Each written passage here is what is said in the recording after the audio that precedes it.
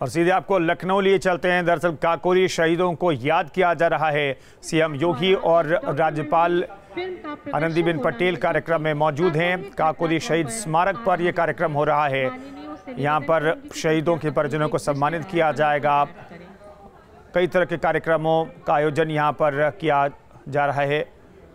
पुस्तक का विमोचन भी होगा और मुख्यमंत्री योगी आदित्यनाथ को आप इन तस्वीरों में देख सकते हैं।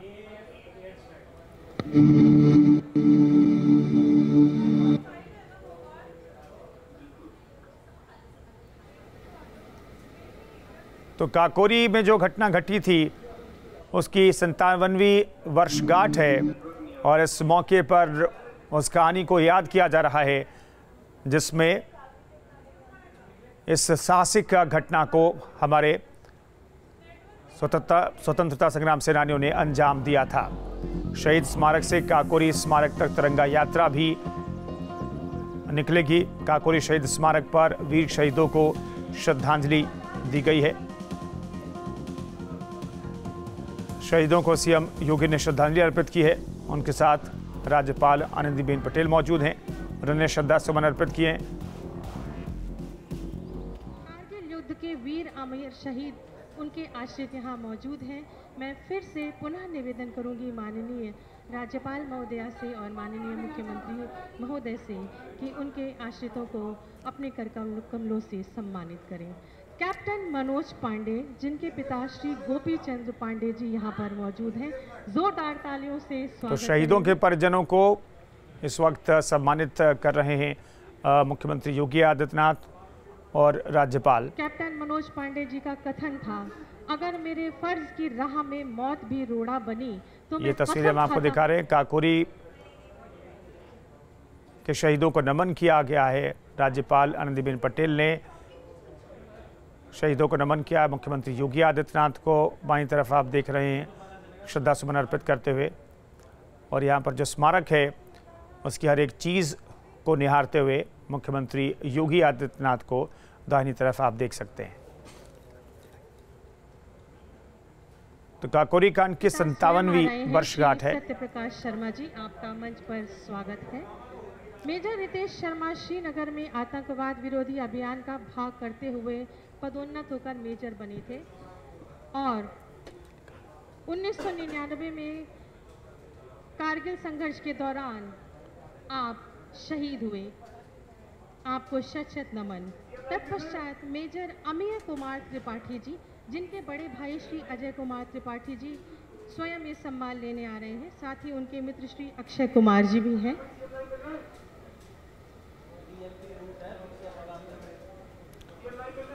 तो यहाँ पर शहीदों के परिजनों को सम्मानित किया जा रहा है। जोरदार तालियां होनी चाहिए। तत्पश्चात राइफलमैन सुनील जंग जिनकी माता श्रीमती बीना महात और पिता रिटायर्ड सूबेदार नर नारायण जंग महल हैं। माता जी यहाँ पर पधार रही हैं एवं जीजा जी श्री विनोद प्रधान जिनका कहना था कि जरूरत पड़ने पर देश के लिए अपने लहू का एक एक कतरा बहा दूंगा। कारगिल के इन वीर सपूतों को शत शत नमन करते हैं, वंदन करते हैं। बहुत बहुत धन्यवाद, आभार। तो शहीदों के परिजनों को आदर के साथ सम्मानित करते हुए प्रदेश के यशस्वी यहाँ पर मुख्यमंत्री जी से मुख्यमंत्री और राज्यपाल को आपने देखा कि अपने आशीर्वचनों से हमें अनुग्रहित करें। तो काकोरी शहीद स्थल पर ये समारोह, इसकी लाइव तस्वीरें आप देख रहे हैं और मुख्यमंत्री क्या कहते हैं सुनते हैं। भारत माता की, भारत माता की, भारत माता की, वंदे वंदे वंदे। काकोरी ट्रेन एक्शन समारोह के आज के मुख्य अतिथि प्रदेश की माननीय राज्य वित्त एवं संसदीय कार्य मंत्री श्री सुरेश कुमार खन्ना जी, नगर विकास के मंत्री श्री आशुतोष टंडन जी,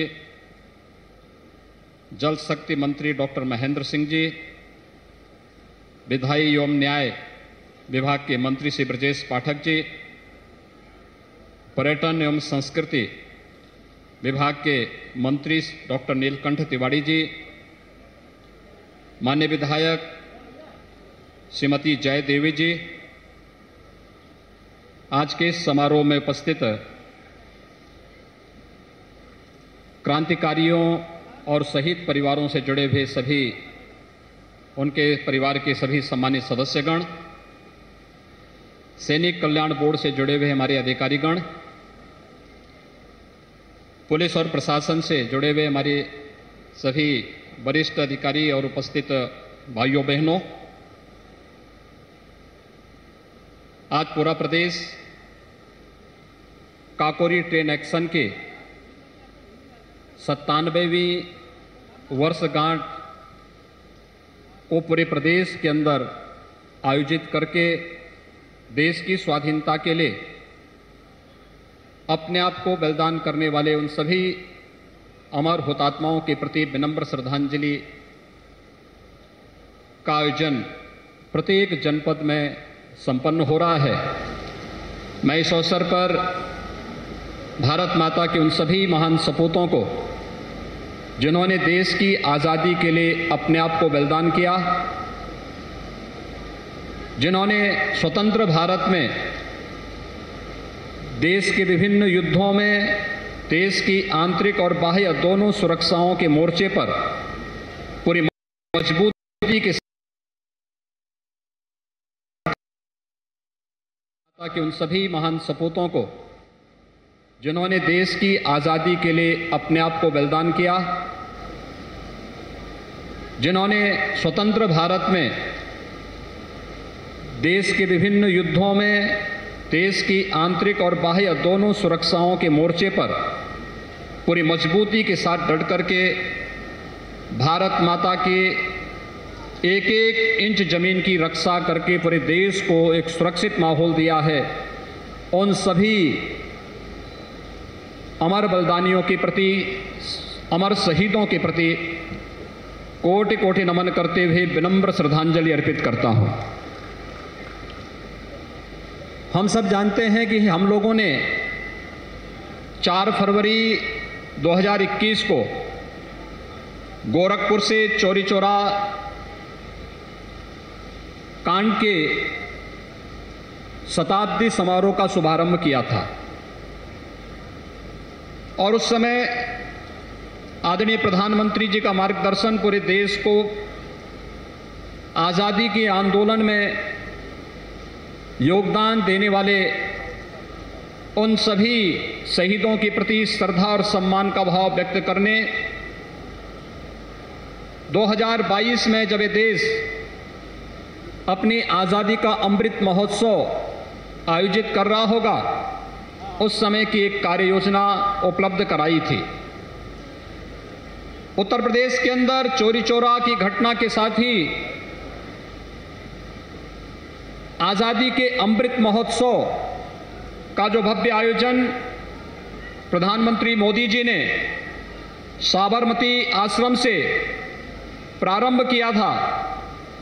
12 मार्च को 2021 से प्रारंभ यह आयोजन अमृत महोत्सव के उन 75 सप्ताहों तक चलने वाले वह एक आयोजन है जो भारत को अमृत महोत्सव का मतलब आज़ादी का अमृत महोत्सव यानी आज़ादी की ऊर्जा का अमृत, आज़ादी का अमृत महोत्सव यानी स्वाधीनता सेनानियों से प्रेरणा का अमृत, आज़ादी का अमृत महोत्सव यानी नए विचारों का अमृत, नए संकल्पों का अमृत, आज़ादी का अमृत महोत्सव यानी आत्मनिर्भरता का अमृत। इन 5 सूत्रों के माध्यम से 5 प्रमुख मंत्र इस देश को अमृत महोत्सव के इस अवसर पर देश के यशस्वी प्रधानमंत्री जी ने उपलब्ध कराए। ये 5 संकल्प भारत की आज़ादी के अमृत महोत्सव के इस आयोजन के अवसर पर उसी की एक नई कड़ी के रूप में काकोरी ट्रेन एक्शन का एक कार्यक्रम, यह समारोह आज यहाँ पर आयोजित हो रहा है। हम सब जानते हैं कि ब्रिटिश हुकूमत ने इस देश के स्वाधीनता संग्राम सेनानियों, इस देश के क्रांतिकारियों के साथ किस किस प्रकार का अत्याचार किया था। काकोरी ट्रेन एक्शन के मामले में कहा जाता है कि जो क्रांतिकारियों ने अपने स्वाधीनता आंदोलन को आगे बढ़ाने के लिए यहां पर जिस घटना को अंजाम दिया था, उसमें उनके हाथ केवल लगे थे 4600 रुपये, 4600 रुपये। लेकिन अंग्रेजों ने देश के क्रांतिकारियों को और इस पूरे कार्यक्रम के साथ जुड़े हुए उन क्रांतिकारियों के खिलाफ कार्रवाई करने, मुकदमे चलाने, उन्हें फांसी पर लटकाने तक जो धनराशि खर्च की थी, उस समय 10 लाख रुपए खर्च किए थे। यानी ये क्रूरता की एक नई कहानी को हम सब के सामने प्रस्तुत करता है, हम सब की आंखों को खोलने वाला है, और जो हमें हमेशा इस बात का एहसास कराता है कि देश की स्वाधीनता से बढ़कर के कुछ नहीं हो सकता है। और हर हाल में हर भारतीय का ये दायित्व बनता है कि हम अपने देश की इस आज़ादी को हर हाल में सुरक्षित रखें। देश का आज़ादी का यह अमृत महोत्सव का कार्यक्रम हम सबको इस नई प्रेरणा के साथ आगे बढ़ने के लिए प्रेरित कर रहा है। काकोरी ट्रेन एक्शन के समय हम सब जानते हैं पंडित राम प्रसाद बिस्मिल के नेतृत्व में क्रांतिकारियों की जिस टीम ने इस घटना को यहां पर देश के क्रांति आंदोलन को आगे बढ़ाने का एक नए कार्यक्रम को आगे बढ़ाया था, वह पंडित राम प्रसाद बिस्मिल, ठाकुर रोशन सिंह, चंद्रशेखर आजाद, अस्फाउल्लाह खां, राजेंद्र नाथ लाहिड़ी जैसे महान क्रांतिकारियों के एक समूह ने देश की क्रांति की यह ज्वाला बुझने न पाए, बंद न होने पाए, इसलिए इस कार्यक्रम को आगे बढ़ाने का कार्य किया था। देश अंग्रेजी हुकूमत के सामने कभी झुका नहीं। अलग अलग देश के कोनों में अलग अलग समय में अलग अलग प्रकार के कार्यक्रम होते रहे, लेकिन सामूहिक रूप से 1857 का देश का प्रथम स्वातंत्र समर, जिसमें झांसी की रानी लक्ष्मीबाई ने, जिसमें मंगल पांडे ने, जिसमें मेरठ के क्रांतिकारियों ने देश के अलग अलग स्थानों पर क्रांति की जिस लौ को आगे बढ़ाया था, चौरी चौरा की घटना उसकी अगली कड़ी थी। और चौरी चौरा की घटना के बाद काकोरी ट्रेन एक्शन उसी कड़ी को एक नई मजबूती देते हुए ब्रिटिश हुकूमत की जड़ों को भारत के अंदर हिलाने में एक महत्वपूर्ण भूमिका का निर्वहन किया था। और इसलिए क्रूर ब्रिटिश हुकूमत ने उस समय इन सभी क्रांतिकारियों को बड़ी यातनाएं दी। पंडित राम प्रसाद बिस्मिल को गोरखपुर जेल में ले जाया गया, वहां उन्हें फांसी की सजा दी गई।